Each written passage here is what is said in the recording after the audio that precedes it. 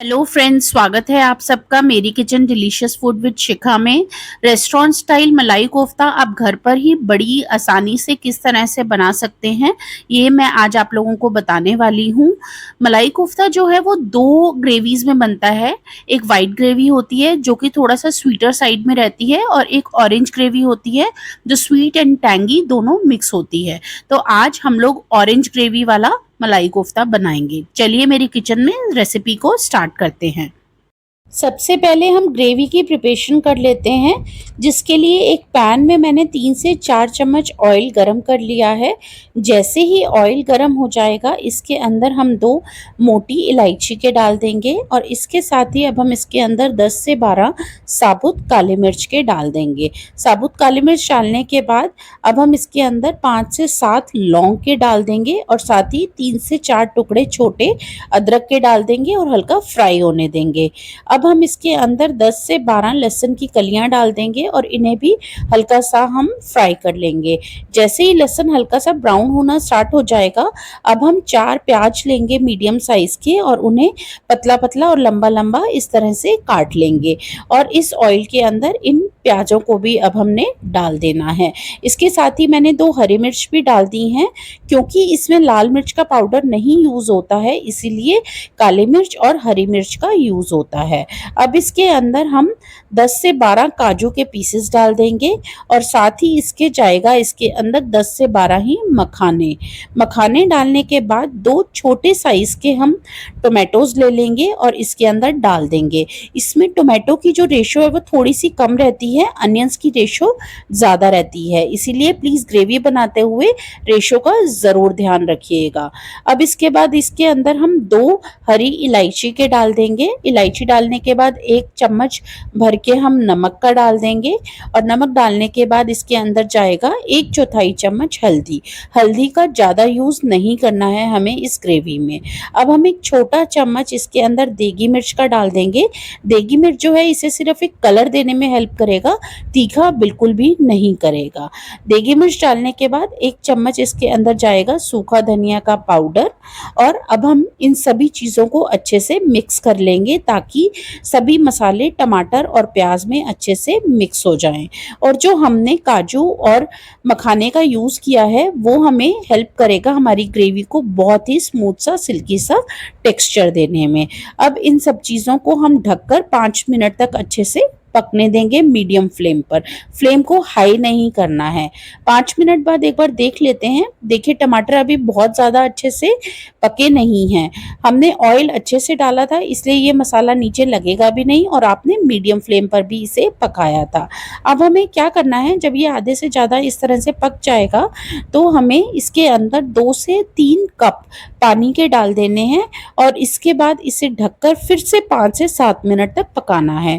5 से 7 मिनट के बाद आप देखेंगे ढक्कन हटाकर, तो ये सभी जो मिक्सचर है पूरा ये अच्छे से गल जाएगा, टोमेटोज बहुत अच्छे से गल जाएंगे।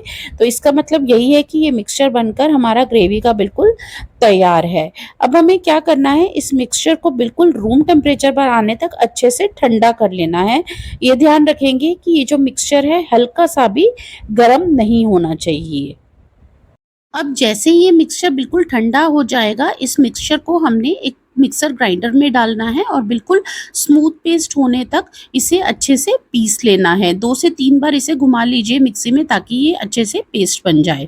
ग्रेवी बना लेते हैं। सेम पैन का यूज़ करेंगे, और इसके अंदर 2 बड़े चम्मच अमूल बटर के गरम कर लेंगे। गरम करने के बाद इसके अंदर आधा चम्मच देगी मिर्च का डाल देंगे। जब भी हम ऑयल या बटर में देगी मिर्च का यूज़ करते हैं तो ये हमारी ग्रेवी को बहुत ही बढ़िया सा कलर देता है।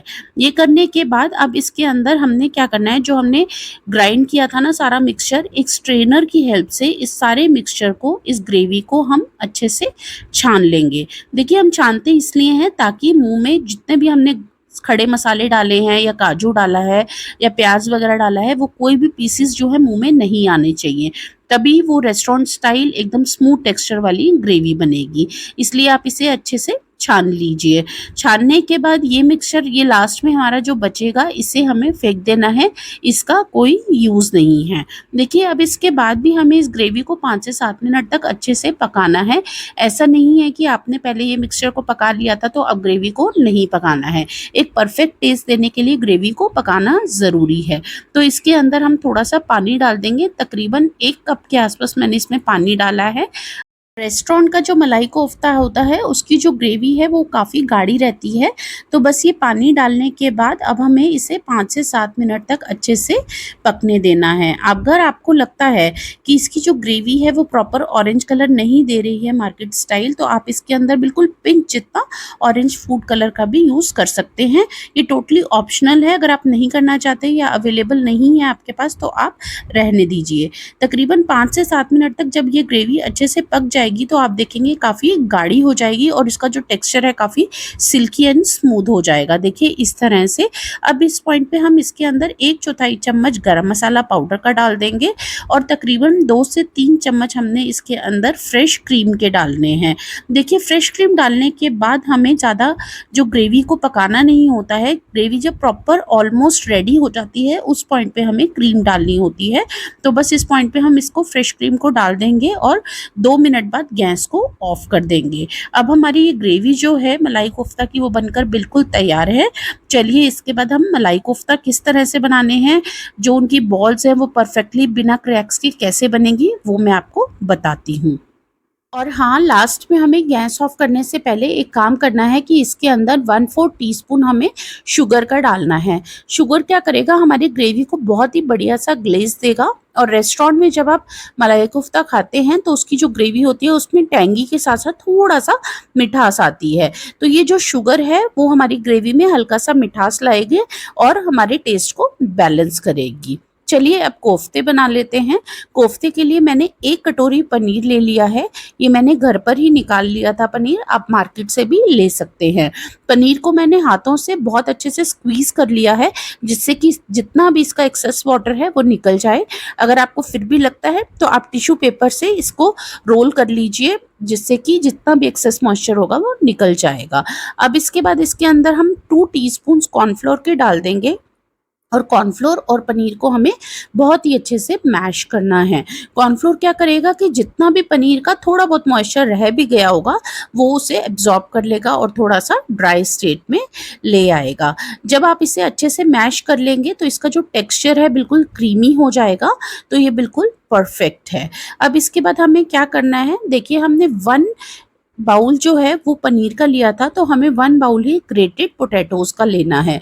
ये मैंने आलू बॉयल कर लिया है और एक ग्रेटर की हेल्प से इसे अच्छे से ग्रेट कर लिया है। इसमें ध्यान रखें कि आलू के पीसेस नहीं होने चाहिए। अब इसके अंदर हम 1.5 चम्मच कॉर्नफ्लोर का डाल देंगे और फिर से इसे अच्छे से मिक्स करेंगे आलू के साथ। ये आलू के अंदर भी थोड़ा बहुत जो मॉइस्चर होता है उसे एब्जॉर्ब कर लेगा और इसे बिल्कुल थोड़ा-सा ड्राई स्टेट में ले आएगा। देखिए जब आप इसे अच्छे से मिक्स कर लेंगे ना तो ये थोड़ा-सा आटे की तरह हो जाएगा। बस हमें ये ध्यान रखना है कि स्मूथ होना चाहिए, आलू के पीसेस नहीं होने चाहिए, इसीलिए इसे मैश नहीं करें। आलू को जो है आप ग्रेट करें तो ज़्यादा बेटर होगा। अब इसके अंदर हम कुछ मसाले डाल लेंगे। 1/4 चम्मच जाएगा इसमें काली मिर्च पाउडर का और साथ ही इसके अंदर हम आधा चम्मच नमक का डाल देंगे। देखिए इसमें कोई भी एक्स्ट्रा मसाले नहीं जाएँगे, क्योंकि मलाई कोफ्ते के जो कोफ्ते होते हैं उसमें बहुत ही बेसिक से मसाले डलते हैं। इसका जो टेस्ट होता है वो काफ़ी माइल्ड होता है। तो इसमें प्लीज़ अपना कुछ भी अपने दिमाग से कुछ भी एक्स्ट्रा नहीं डालिए।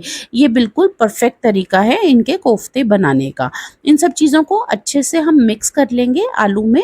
अब क्या करना है कि हमें देखिए इस तरह से थोड़ा-सा ये मटेरियल लेना है और हाथों पे ही फिंगर्स की हेल्प से इस तरह से थोड़ा-थोड़ा घुमाना है, ताकि इसमें कोई भी क्रैक्स नहीं पड़े और ये एकदम से स्मूथ हो जाए। फिंगर्स की हेल्प से इस तरह से इसे फ्लैट कर लेंगे थोड़ा-सा। अब हमें क्या करना है, काजू लेने हैं और उसके छोटे-छोटे टुकड़े कर लेने हैं।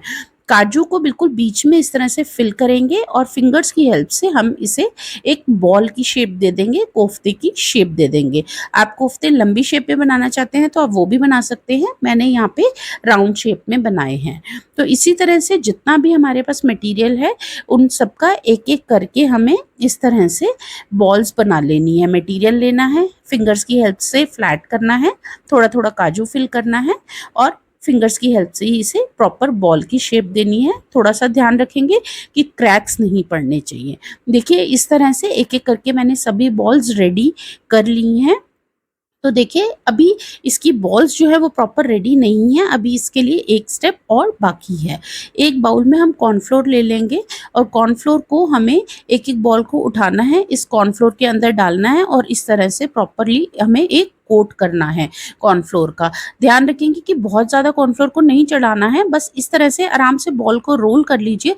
जितना कॉर्नफ्लोर इसके ऊपर कोट होगा वही काफ़ी है एक इसे स्मूथ सा बाहर से टेक्सचर देने के लिए। तो एक एक करके सभी बॉल्स को इसी तरह से आराम से कोट कर लेंगे और जो एक्सेस कॉर्नफ्लोर है हम इसे हल्का हल्का हाथ से हटा देंगे। मलाई कोफ्ता की बॉल्स बनकर एकदम तैयार हैं। अब इसके बाद हमें क्या करना है, इन बॉल्स को फ्राई कर लेना है। फ्राई करने के लिए सबसे पहले मैं ऑयल को गरम कर लूँगी। ऑयल गरम होने के बाद इन सभी बॉल्स को एक एक करके आराम से, एकदम से सभी बॉल्स को इकट्ठे नहीं डालना है, डालिए 2 सेकंड का वेट दीजिए, फिर नेक्स्ट बॉल डालिए। इस तरह से हमें सभी बॉल्स को बड़े ही आराम से डालना है क्योंकि ऑयल गरम है। एक एक करके डालिए और इसे मीडियम फ्लेम पर हमें फ्राई होने देना है। जब थोड़ा सा एक साइड से फ्राई हो जाएंगी तो आप इसे थोड़ा सा पलट लीजिए और दूसरी साइड से भी गोल्डन ब्राउन होने तक फ्राई कर लेना है। इसी तरह से एक एक करके सभी बॉल्स को हम फ्राई कर लेंगे और गोल्डन ब्राउन होने पर एक प्लेट में हम इसे अलग से निकाल लेंगे। हमें ये ध्यान रखना है कि हमें इन बॉल्स को फ्राई करने के बाद डायरेक्ट ग्रेवी में नहीं डालना है क्योंकि जो मलाई कोफ्ता की बॉल्स होती हैं वो काफ़ी सॉफ्ट रहती हैं। तो एकदम से आप ग्रेवी में डालेंगे तो वो बिल्कुल घुल जाएंगी, मेल्ट हो जाएंगी, वो बिल्कुल भी उसका जो टेक्सचर है वो प्रॉपर नहीं रहेगा। अब मैं आपको बताती हूँ कि लास्ट में इसे सर्व कैसे करेंगे। एक प्लेट लेंगे और उसके अंदर मलाई कोफ्ता की इन बॉल्स को हम इस तरह से रख लेंगे और अलग से ग्रेवी को हमें बहुत अच्छे से बॉइलिंग पॉइंट पे आने तक अच्छे से गरम कर लेना है। और उसके बाद जब हमें सर्व करना होगा तब उसी टाइम पे ही इन बॉल्स को हमें रखना है प्लेट में और इनके ऊपर गरम गरम ग्रेवी को डालना है। अगर आप ग्रेवी को गरम करते हुए इन बॉल्स को डालेंगे तो ये पूरी खराब हो जाएंगी और पूरी घुल जाएंगी और मलाई कोफ्ता का जो मज़ा है वो पूरा ख़त्म हो जाएगा। इसलिए ग्रेवी को अलग से गरम कीजिए और गरम करने के बाद फिर इन कोफ्तों के ऊपर डालिए और फिर आप लास्ट में इसके ऊपर क्रीम डालकर इसे सर्व कीजिए। तो फिर देखिए क्या मज़ा आता है। आप इसे नान के साथ भी सर्व कर सकते हैं, परांठे के साथ भी सर्व कर सकते हैं या चपाती के साथ खाना चाहें तो आप वो भी खा सकते हैं। प्लीज़ आप ये अपने गेस्ट के आगे ज़रूर बनाइए, ये मेरी आपसे पर्सनल रिक्वेस्ट है। आई एम श्योर आपके गेस्ट को ये बहुत ही ज़्यादा पसंद आएगा। इसका टेक्सचर बहुत ही क्रीमी और स्मूथ बनता है और मुझे कमेंट सेक्शन में ज़रूर बताइएगा कि कैसे बने आपके मलाई kofta. Stay connected with delicious food with Shikha and enjoy the healthy food.